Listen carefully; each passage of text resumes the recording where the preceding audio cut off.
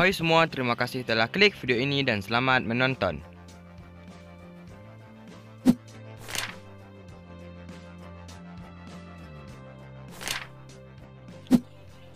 Di zaman sekarang ini, mungkin telinga kita sudah tidak asing lagi dengan namanya sosial media.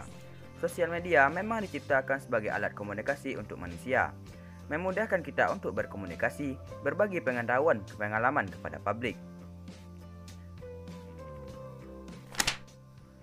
Yap, sosial media memang mungkin membantu kehidupan manusia, apalagi untuk para pembisnis online. Mereka bisa memanfaatkan sosial media untuk mempromosikan atau menjual barang dagangan mereka.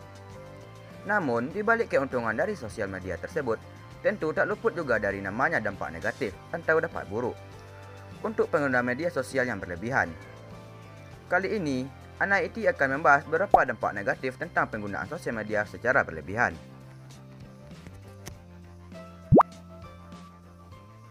Sebelum lanjut ke videonya, saya mau ingatkan kepada kalian untuk tekan tombol subscribe-nya.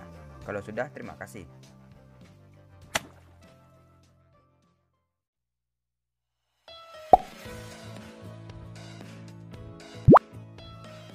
Penggunaan sosial media secara berlebihan tentu akan membuat kita lupa untuk bergaul ke masyarakat. Kita hanya menghabiskan waktu berjam-jam hanya untuk bermain smartphone, sehingga menjadikan kita sebagai seseorang yang jarang bergaul, dan menjadikan kita sebagai orang yang mungkin tidak begitu dekat dengan warga yang tinggal di lingkungan yang sama dengan kita.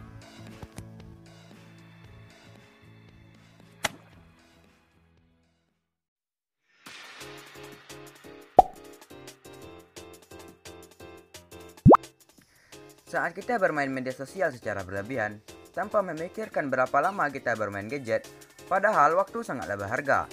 Kita bisa gunakan waktu untuk hal-hal yang lebih bermanfaat seperti beribadah, berolahraga, belajar, dan lain sebagainya. Waktu adalah uang. Jika kita menghabiskan waktu untuk sia-sia, berarti sama saja kita menghabiskan uang secara sia-sia juga.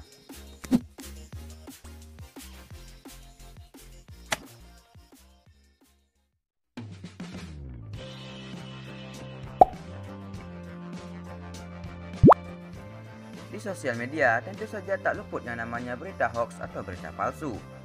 Media sosial adalah tempat yang paling banyak beredarnya berita palsu yang disebarkan oleh orang-orang yang tidak bertanggung jawab. Di saat kita keasikan bermain sosial media, lalu menemukan berita atau informasi, sebaliknya kita memperhatikan informasi tersebut. Dan jangan langsung membagikan informasi tersebut kepada orang lain. Bisa jadi informasi yang kita bagikan itu adalah informasi palsu atau hoax.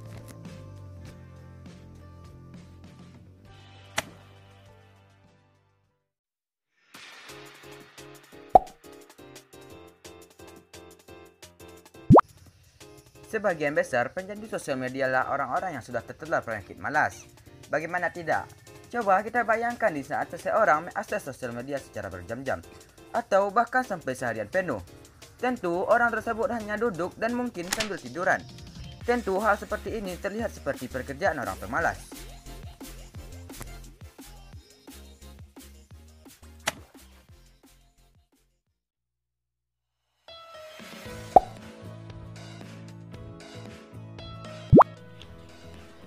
Di sosial media, tentu saja kita sering melihat status atau postingan yang menyinggung individu atau kelompok lain.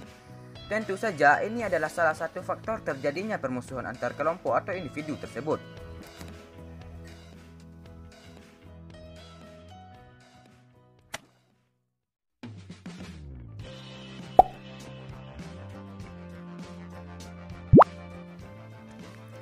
Kita mungkin pasti pernah melihat atau mendengar informasi tentang kasus-kasus kejahatan yang timbul diakibatkan oleh sosial media. Seperti contohnya kasus suami yang membunuh istrinya lantaran sang suami cemburu karena sang istri memajang foto mantannya di foto profil akun Facebooknya. Atau kasus penipuan seperti belanja online, dan lain sebagainya.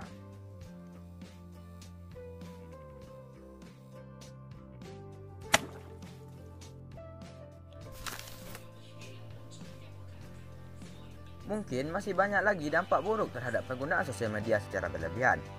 Sosial media memang bisa membantu kehidupan manusia di zaman modern ini. Bahkan bisa membantu kita saling berkomunikasi dengan keluarga kita. Namun, alangkah baiknya kita menggunakan media sosial dengan akal cerdas, tahu waktu dan tidak menggunakan secara berlebihan.